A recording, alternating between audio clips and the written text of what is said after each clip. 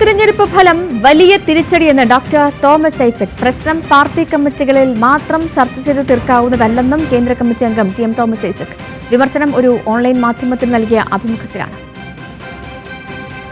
ജനങ്ങളോട് തുറന്ന മനസ്സോടെ സംവദിച്ചു പോകണം. അവർ പറയുന്ന കാര്യങ്ങൾ നമുക്ക് അംഗീകരിക്കാൻ കഴിയില്ലെങ്കിലും അവരുടെ അഭിപ്രായം ഒന്ന് പരിഗണിക്കുക തന്നെ വേണം. അപ്പൊ പാർട്ടിക്കാരുടേതല്ല, ജനങ്ങളുടെ പാർട്ടിയാണ്. പാർട്ടിക്കുള്ളിൽ അച്ചടക്കം വേണം. അച്ചടക്കം ഞാൻ സ്വയം തീരുമാനിച്ചെടുത്തിട്ടുള്ളതാണ്, അല്ല ആരെങ്കിലും നിർബന്ധിച്ച് വെച്ചിട്ടുള്ളതല്ല. ഇല്ലെങ്കിൽ വേണ്ട പുറത്ത് നിൽക്കാം. അങ്ങനെ എല്ലാവർക്കും പാർട്ടി മെമ്പർമാരാവാനും പറ്റത്തില്ല.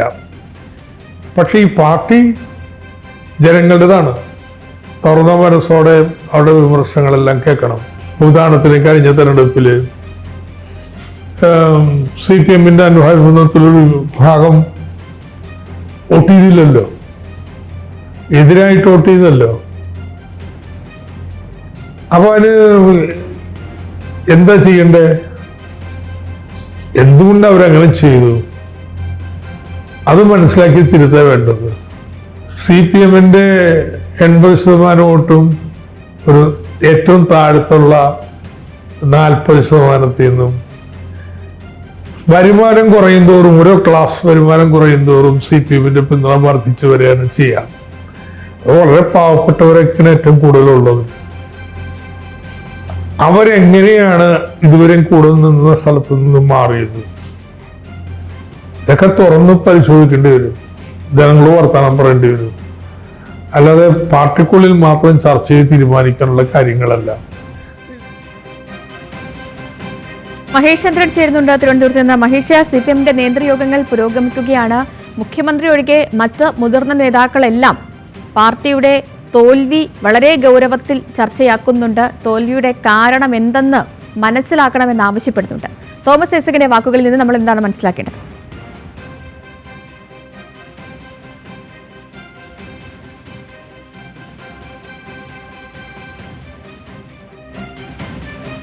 തിരഞ്ഞെടുപ്പ് ഫലം വലിയ തിരിച്ചടി എന്നാണ് ഡോക്ടർ തോമസ് ഐസക് ഓൺലൈൻ മാധ്യമത്തിൽ നൽകിയ അഭിമുഖത്തിൽ പറഞ്ഞത്.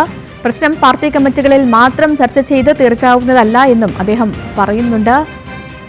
നേരത്തെ CPI വലിയ രീതിയിൽ വിമർശനം ഉന്നയിച്ചിരുന്നു. CPM തന്നെ മറ്റ് മുതിർന്ന നേതാക്കളും പാർട്ടിയുടെ തോൽവിയിൽ സമഗ്ര അന്വേഷണം വേണം, അത് പാർട്ടി വിലയിരുത്തണം എന്നും ആവശ്യപ്പെട്ടിരുന്നതാണ്. അതിനൊക്കെ പിന്നാലെയാണിപ്പോൾ തോമസ് ഐസക്കും കേന്ദ്ര കമ്മിറ്റി അംഗമായിട്ടുള്ള തോമസ് ഐസക്കും പാർട്ടിയുടെ പരാജയ കാരണം എന്ത് എന്ന് പരിശോധിക്കണമെന്ന് പറയുന്നത്.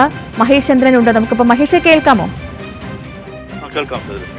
ഓക്കെ മഹേഷ്, ഇപ്പോൾ ഈ പാർട്ടിയുടെ നമ്മുടെ CPM നേതൃയോഗങ്ങൾ ചേരുകയാണ്.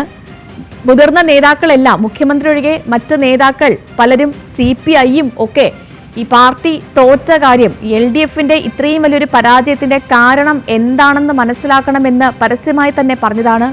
ഇപ്പോൾ തോമസ് ഐസക്കിന്റെ ഈ വാക്കുകൾ കൂടി കേൾക്കുമ്പോൾ നമ്മൾ എന്ത് വേണം മനസ്സിലാക്കാൻ? സേതുലക്ഷ്മി, തോമസ് ഐസക്കിന്റെ വാക്കുകൾ പാർട്ടി ഇപ്പോൾ നേരിടുന്ന വലിയ വിപത്തിനെ ചൊല്ലിയുള്ള തിരിച്ചറിവ് കൊണ്ടുണ്ടായ ഒരു വെളിപ്പെടുത്തൽ, അല്ലാത്തരം ഒരു തുറന്നു പറച്ചിലായിട്ട് നമുക്ക് കണക്കാക്കേണ്ടി വരും. അദ്ദേഹം ചോദിക്കുന്നത് എന്തുകൊണ്ടാണ് ഈ അവസ്ഥ വന്നത്? പാർട്ടി പുറത്തുള്ള പെരുമാറ്റ ശൈലിയിലെ പ്രശ്നങ്ങളാണോ? അഴിമതി ആക്ഷേപങ്ങളിൽ ജനങ്ങൾക്കുള്ള ദേഷ്യമാണോ? സർക്കാർ പ്രവർത്തനങ്ങളുള്ള അനിഷ്ടമാണോ? കിട്ടേണ്ട ആനുകൂല്യങ്ങൾ കിട്ടാത്തതുകൊണ്ട് ജനങ്ങൾക്ക് വന്ന ദേഷ്യമാണോ? കൂടെ നിന്ന ആളുകൾ എന്തുകൊണ്ട് മാറിയതെന്ന് അന്വേഷിക്കണം, അത് തുറന്ന് പരിശോധിക്കണം. ജനങ്ങൾ വർത്തമാനം പറയേണ്ടി വരുമെന്ന് അദ്ദേഹം പറയുന്നു. അല്ലാതെ പാർട്ടിക്കുള്ളിൽ മാത്രം ചർച്ച ചെയ്ത് തീർക്കാവുന്ന കാര്യമല്ല. അനുഭാവികൾ ഇത്തവണ തെരഞ്ഞെടുപ്പിൽ എതിരായി വോട്ട് ചെയ്തിരിക്കുന്നു. അത് എന്തുകൊണ്ടാണെന്ന് തുറന്ന് ചർച്ച ചെയ്ത് ജനങ്ങൾക്കിടയിലേക്ക് ചർച്ച ചെയ്തുകൊണ്ട് തിരുത്തണം എന്ന ശക്തമായ അഭിപ്രായമാണ് ഇപ്പോൾ തോമസ് ഐസക് തുറന്നു കൊടുത്തിരിക്കുന്നത്. ശരി മഹേഷ്, നമ്മൾ എന്തുകൊണ്ട് തോറ്റു, തോൽവിയുടെ കാരണം എന്ത്, ഇതിൽ ഒരു സമഗ്ര അന്വേഷണം വേണം, വിലയിരുത്തലുകൾ വേണം എന്നുള്ള ഒരു നിലപാട് തന്നെയാണ് പാർട്ടി CPM നേതാക്കൾ പൊതുവെ ആവശ്യപ്പെടുന്നത്. മുഖ്യമന്ത്രി ഒഴികെ. മഹേഷ് ചന്ദ്രനാണ് വിവരങ്ങൾ നൽകിയത്.